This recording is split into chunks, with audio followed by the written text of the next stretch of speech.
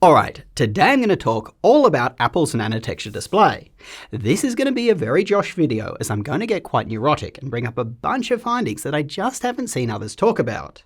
Anyway, when Apple's new M4 MacBook Pros were announced, we bought all of them, obviously, and boy was it expensive.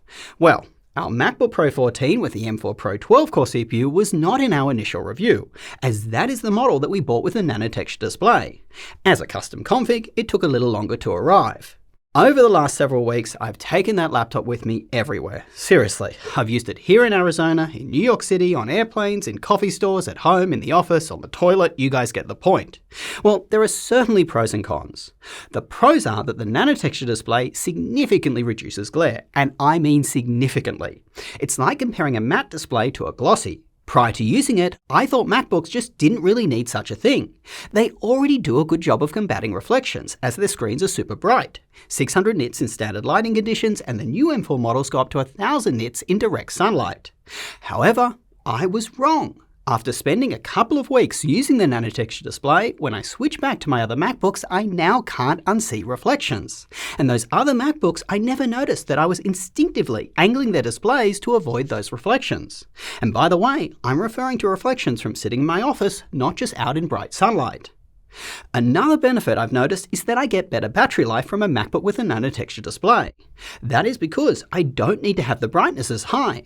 I found I was running my other MacBook's display super bright because of the reflections.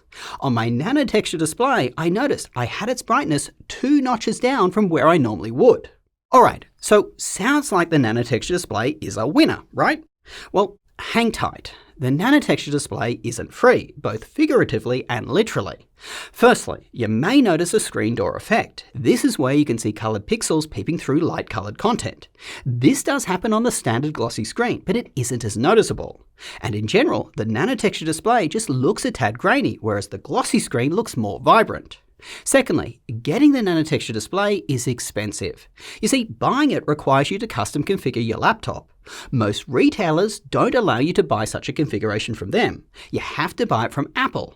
Apple doesn't discount their laptops, only their retailers do. So it is likely that this upgrade will cost you $150 for the Nanotexture, plus the amount you will be missing out on by not buying it on sale at a retailer. For example, I bought my MacBook Pro 14, the 14-core, for $300 off from Best Buy, and I used their credit card for an additional $100 back.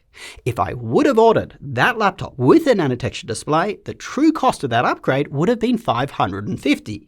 You get the point. FYI, if you are looking for where to go to find big sales like that one, our website is the hub for laptop buying. We built a super helpful price tracker so you can see common sales. We always link you to the retailer offering the best discount, so check it out at justjosh.tech.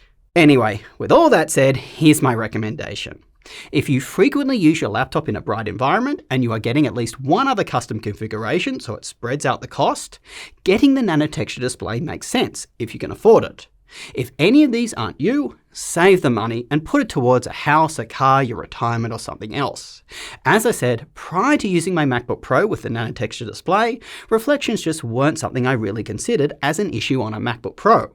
Their screens, as I said, get super bright, which helps combat reflections. On Windows laptops that aren't as bright, with even glossier screens like the Asus ZenBook S14, 100% if there was a Nanotexture display on that laptop, absolutely you have to buy it. But on a MacBook, it's more of a nice to have. If you want to support the channel and help us afford to buy every configuration of every laptop so we can bring you this kind of analysis, please get subscribed and click the like button. It's free and easy, and it really does help us grow. If you feel like doing a little more, become a Patreon supporter or YouTube member, links down below.